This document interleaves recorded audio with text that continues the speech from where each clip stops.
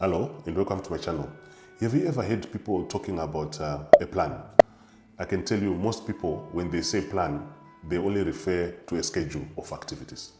That is not always the case. A plan consists of so many documents, so many activities. One of them are the strategy documents, and then the second one is all the schedule of the activities. Then the most important one, which most project managers, even project team members, I've seen them making that mistake, is to forget what is called project plan documentation.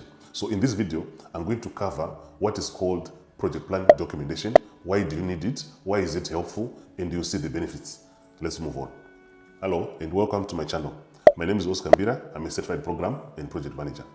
This is the channel which I use to help aspiring and practicing project managers to succeed. So in this particular video, I'm going to cover what is called project plan documentation. Let's move on. Hello. So in this section, I'm going to take you through the documentation of a plan. Remember, we are doing the planning from scratch all the way up to the end. So many project managers, they make a mistake when it comes to what is a plan. They think it's just a list of activities that is a plan. There is more to it, and hear it from me, from my experience.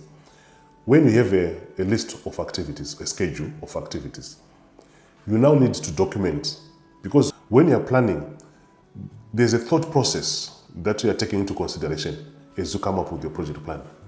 That thought process, except for those who are in the workshop, no one else knows what were you thinking, what were you doing.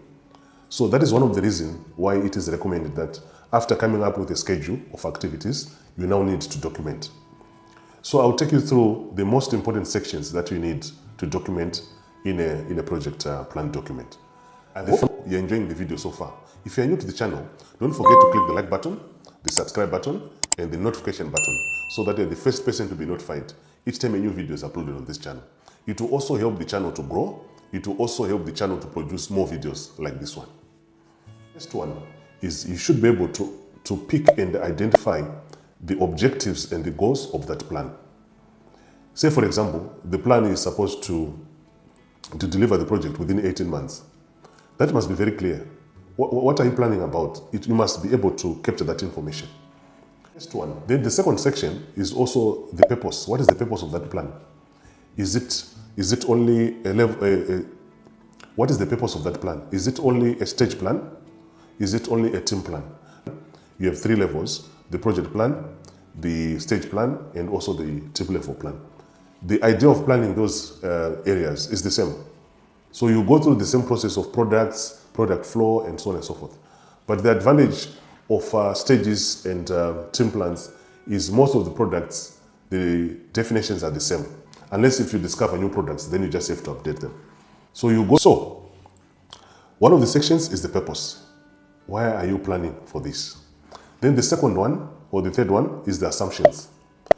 When you're doing any planning process, there are a number of assumptions you consider.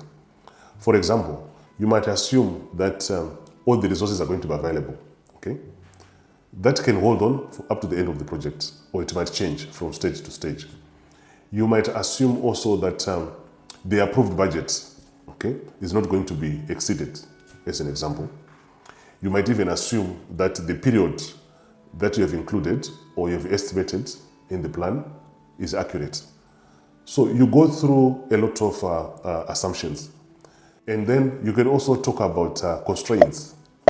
There are so many constraints in every project. For example, it could be budget, it could be cost. And those constraints are also baselines. If you want to understand more about project baselines, I have a video on project baselines. You can also watch it from my channel. So it is also important that you also capture those constraints that you considered when you're planning. They are very important, especially when you are presenting to the project board. They want to understand and appreciate what were you thinking when you're coming up with that plan. What did you consider? So it could be technological constraints. It's also possible. It could be even economic. It's also possible. Or even legal. It's also possible.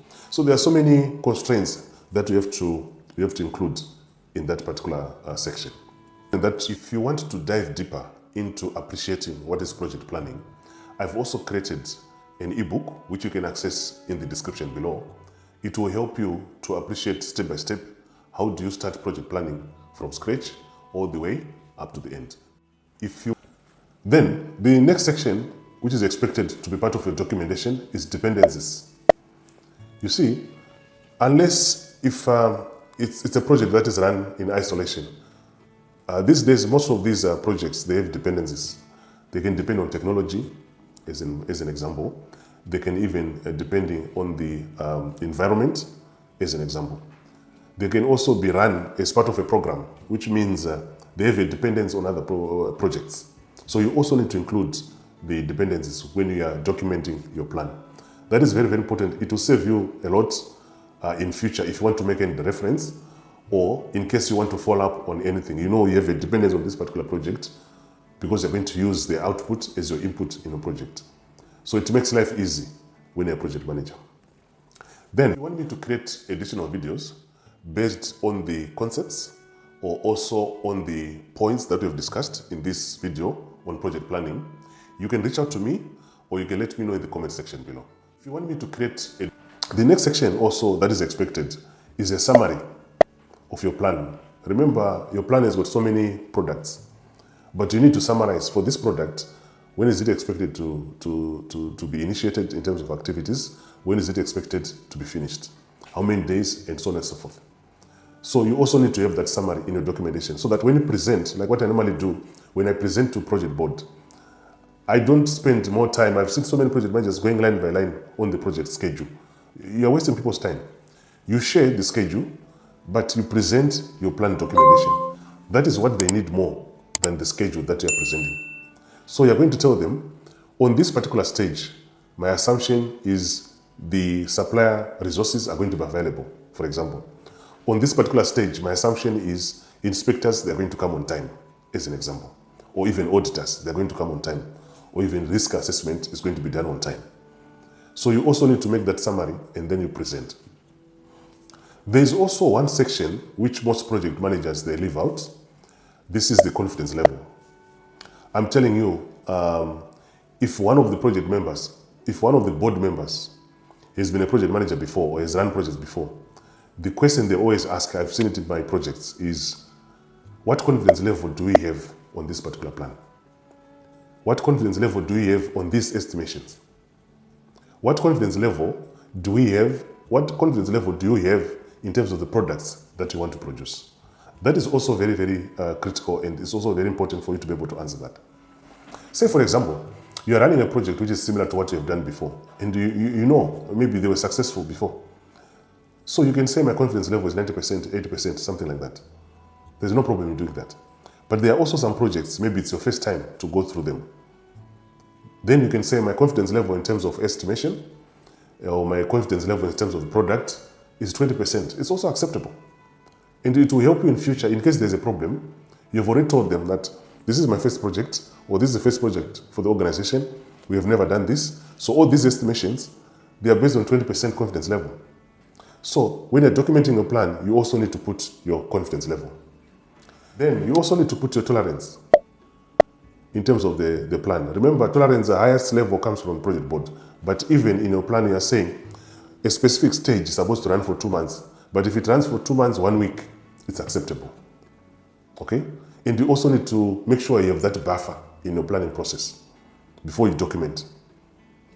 Because some members are going to ask you, do you have any buffer on this particular stage? You are supposed to say yes or no. But in most cases, you should say yes. Part of the planning process is to make sure you're including buffer. Okay? Then the other section that you also need to put on your plan documentation is the follow-up actions that you're going to take after the planning. You know, there's some items which might not be very clear during planning. You take note of them and then you document them to say, based on this plan, I'm still yet to get, say, for example, to confirm the dates from the supplier, to confirm the dates from the vendor, and so on and so forth. So these sections, I know it depends on the organization. It also depends on the type of project, but documentation of your schedule or of your plan is very important. So that when you do presentation, people, they do appreciate what were you thinking about, what did you have in mind when you're creating that plan. That is very critical. If you want me to create additional videos based on the concepts that we have discussed, or based on any idea that we have discussed in this video on project planning, let me know in the comment section below. Thank you for watching.